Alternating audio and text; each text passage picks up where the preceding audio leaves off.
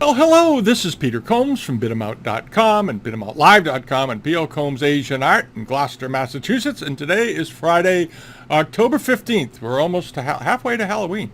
And it's been a busy week around here. As many of you know, we did a little video this week on Charlotte's down in Florida, who have a sale that's coming up tomorrow. And this is the front piece from the video. And if you haven't seen it, this is the guy that's claiming to be selling the C.T. Lou collection, or items from his collection. It's all nonsense. None of it is from C.T. Lou. And if you've placed a bid, go watch the video. Go watch the video. It's not something you want to do, and save yourself a lot of money. All right, and there's a lot of problems right now on some of these sites, as we all know, and we try to talk about it as much as we can without being completely negative about everything all the time, because everybody these days, I think, are a little too negative in this world. You need to be a little more optimistic, but it is to point out miscreants when you see them, and this is a miscreant. And speaking of miscreants, you may remember this Republic piece that was on that we talked about. It did fine. I got a very nice email from the seller while it was up, thanking us for putting it in the newsletter page on Bidamount. And it sold, went for $12,100. And a few days later, the guy contacted me and said that the buyer is not going to be paying for it. All right, and there were some other things, and then I got another email from somebody this week who sold something. They're not going to get paid for it, and it's infuriating. So I've decided to try something, and whether it works or not, I don't know. It's really up to you. It's up to you who sell on eBay if you want to make this some sort of a success or not.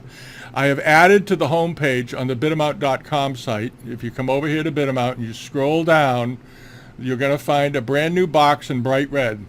I just called it the red box, the eBay non-payer list. And if you click it, open it up, and hit this, it's going to bring you over to a page where you can submit to us non-payers. So you put in your name, your email address, the buyer's name, the buyer's username, the item number, the amount that was unpaid, and a brief comment. And we're going to add it to this newly formed database here at the bottom. Right now it is completely empty, and I would like to fill that up, okay? And it is limitless. It's the same type of general database that we use for the report card on the global member pages, where we rate auction houses. And here we're gonna have the buyer username, item number, and the amount that was owed that wasn't paid. All right, and you just fill out this little form, put in the information, submit it to us, and each week we'll go through them, and we'll get this thing updated. Okay, when we update the global pages, we'll update this. This is not going to be on the global pages. This is going to be for everybody to use, and it'll be, as I said, linked right off the home page right here. So if you've got something selling and you're a little worried about somebody who's bidding, maybe one of these low, somebody with one or two feedbacks or no feedbacks that suddenly jumps in on a good item of yours, and you're a little worried. He's in China. Why does he only have one feedback? Because it usually means they've had problems and they've had to go open up another account. There are, as you know, there are people that use eBay that have dozens of accounts that have been disabled, and they just go and open a new one under a new username so they can continue buying, and then selectively paying or not paying. The angle for not paying, as some of you already know, is that if somebody buys something like this, as it's quite memorable, and they bid it up to $12,000, they then put the seller who didn't get paid in the unenviable position of having to either relist it or do something else with it. And the issue is, of course, sometimes when you relist things, people will remember it, and a lot of people will remember this piece and say, well, gee, why didn't it get paid for? Oh, there must be something wrong. And it's a total setup. The buyers collude, particularly in China, I hate to say it, and they have somebody bid and run the thing up, and then they don't pay for it, and then they wait for you to relist it, and then they come back and maybe they can buy it this time around or the second time or even the third time around for less money because other people are less interested in it. They've lost maybe faith in it, and it's basically a backhanded negotiating tactic, and I'm frankly sick of it. I've been through it myself. If you've sold on eBay or sold good things on eBay for any length of time in the Chinese Asian art category, yeah, there's a 99% chance it's happened to you at least once, and most likely happened many, many times.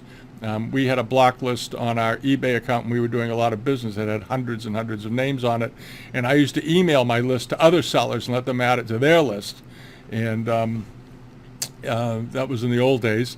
And today that's harder to do, really. So we're going to set up this database, and we'd love to have you populate it and send us the names of people that are not paying their bills. And then other people can take advantage of that information when deciding whether or not to remove a bidder who's on their item, okay, or block a bidder from making a further bid. It's a handy tool because you, of course, can do that, all right? So that's one of our little things that we did this week on the side because I was so annoyed. So you'll find it right there, the red box, danger, non-payer. All right, now, what else was going on this week? Well, let's see here. A few things have come on here. This is Henry's Auctions over in the Netherlands. Has some carpets and rugs coming up, and he has a really nice Putao antique Chinese rug made. He said around 1900. It was 1900, 1890s, 1910, somewhere in there. Beautiful little Putao rug. Really pretty, nice pattern on it, nice colors, in very good condition. And if you don't know anything about Chinese carpets, you really should get to know them.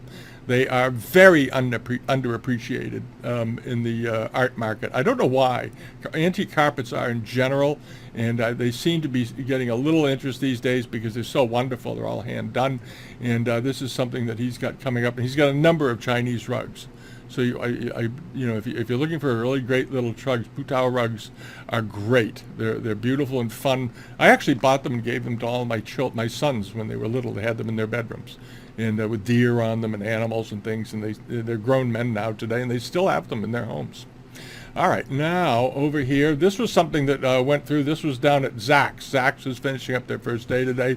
And this was a pair of plates I had a number of inquiries about. People were wondering about them. And I gave the same answer to everybody, that they're very, very nice. They looked authentic to me, and they're going to go through that estimate. And they did. They ended up selling for 5,000 euros or $5,800 US. They were estimated very modestly, 750 to 1,500. I thought they were very, very nice. Good quality, nicely decorated, very finely worked, and they did fine. And then the other thing I wanted to mention too, also this is also Henry's. He's got a bunch of really great Turkoman pieces. If you're Central Asian tribal textiles and things like that, and these are the kinds of things I actually collect myself, and I'm always on the lookout for them. And this is a particularly nice Usari example, done in the manner of very similar to another tribe called the Salors, with these little devices here known as so these rondelles and so forth. But at any rate, I just wanted to mention that also at Henry's. Okay, now, this was that set, that very attractive garniture set that we talked about that was out, this was out west at Andrew Jones in Los Angeles this week. It just closed a few days ago. It was this beautiful garniture set. I commented on it a few weeks ago, because you don't often see complete sets. And this was a nice complete set and beautiful quality, about 12 inches tall each. And I thought the estimate was extremely reasonable, and so did a number of people. And it ended up selling, still I think for a perfectly fair price, $2,800 for all six. So that works out to less than $400, $500 a piece, which is very, very inexpensive. If you've watched eBay auctions for any length of time, you know that one of these by itself can pretty easily bring $600 to $800. But in the law of multiples, when you have a complete set of something, it makes each one exponentially worth more money because you have them all. And this was, I think, in the end, a really good buy, a very reasonable buy for somebody at $2,800. They were just plain pretty, they really were. And I like the way they photographed them. They did a good job with the photography. Makes all the difference. And the other thing that sold, this was on the newsletter page, in the global member pages, this was like one of the great rug buys of the month, in my opinion.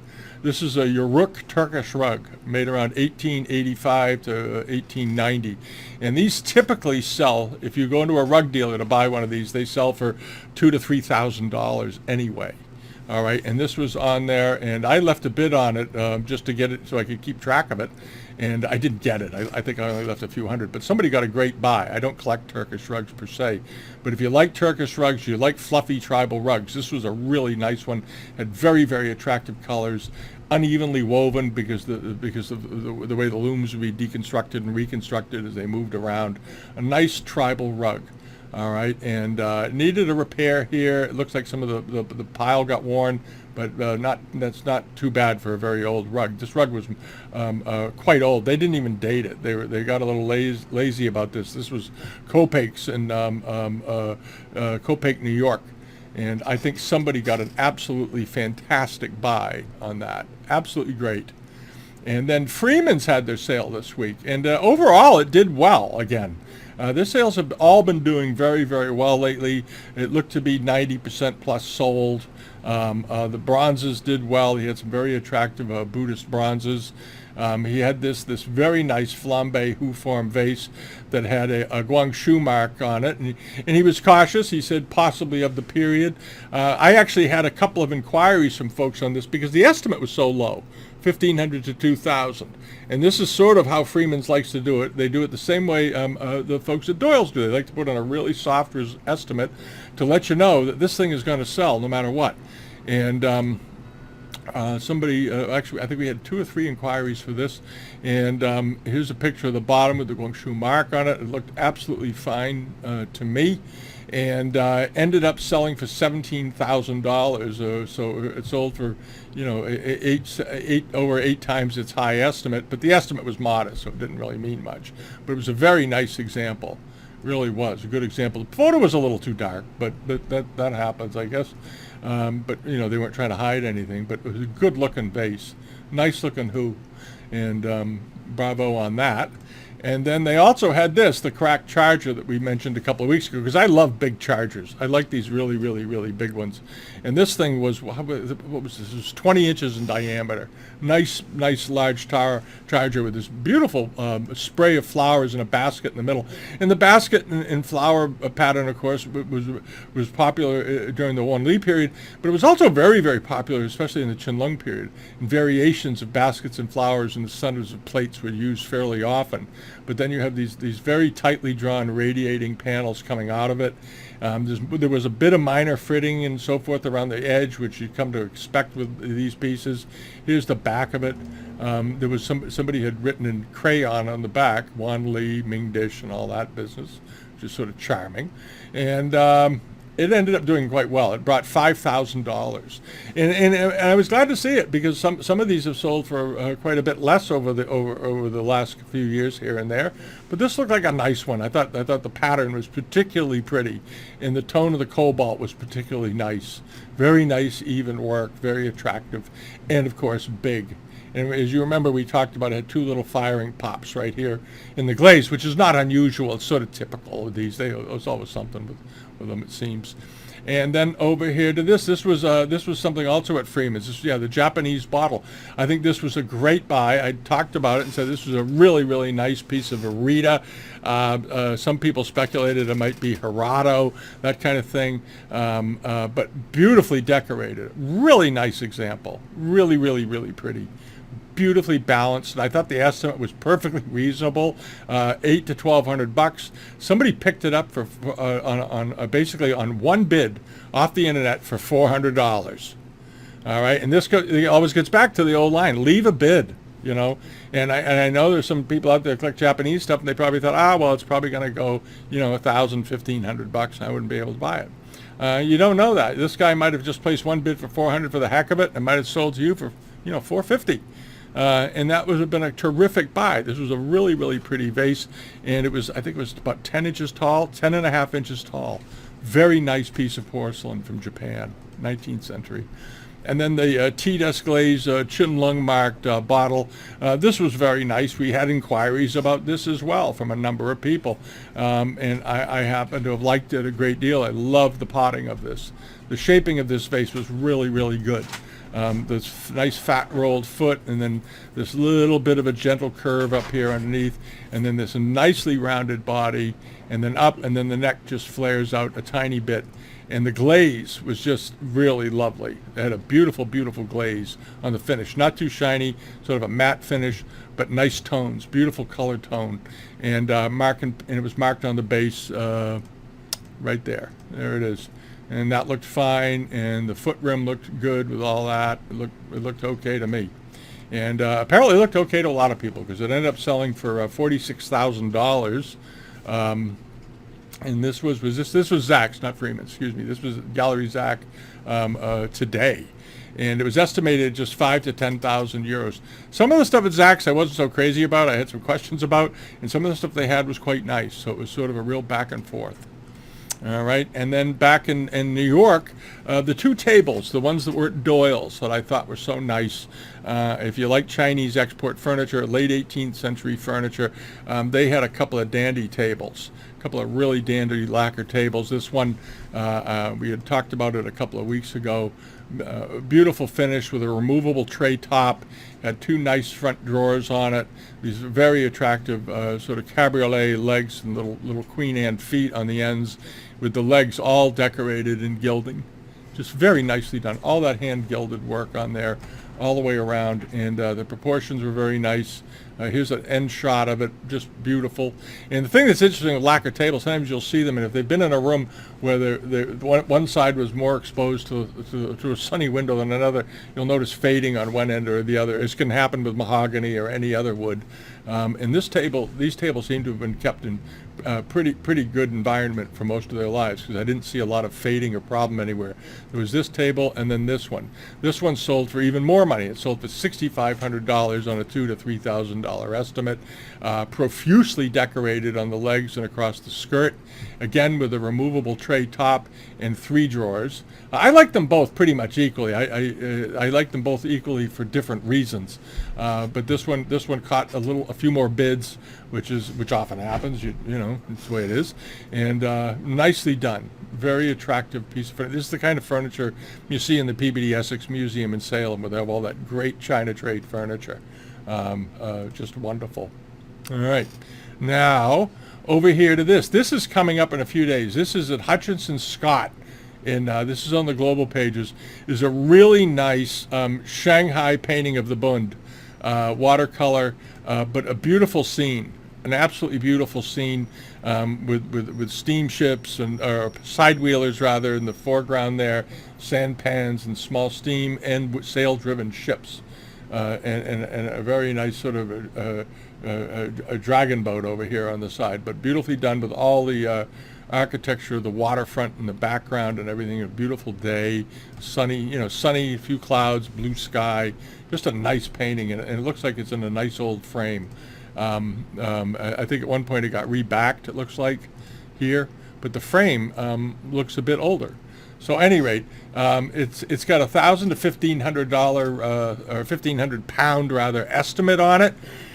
Seems very reasonable. It's 21. It's 8 inches. What is it? So it's about the site size is 8 by 18 inches or something like that. Nice size painting.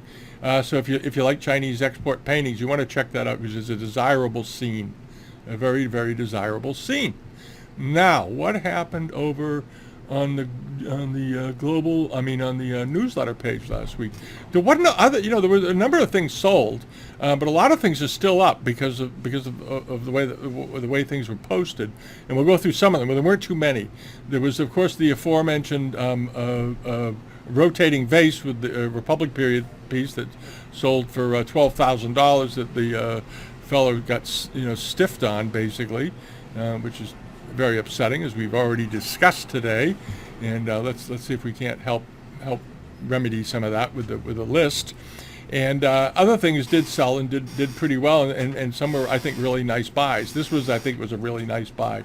There was some very good Chinese export when you think about it. This is an 18th century, later 18th century export terrine, about a foot long, but beautifully decorated. Beautifully decorated, nice fruit finial handle on top with these stirrup handles on the ends. Nicely done, nice flared foot, and the body is sort of Bombay shaped here, and then shapes again, and then a conforming top goes out and goes up again, and with this relief work leaf and all this other stuff on it. Just a beautiful example, and according to the seller, it was in perfect condition. Nothing wrong with it. I mean, this is the kind of thing you could buy and put on your own dinner table if you really want to live it up. Why not? Just take it, just be gentle with it. But it'd be a great thing to serve a big stew out of to guests. Can you imagine? It'd be fun. And ended up selling for 400 euros, which isn't bad. It had a very, very modest estimate, 200 to 300 euros, which I thought was rather low. Ended up going for 400 euros, which I still think is kind of low given the quality. And there you are.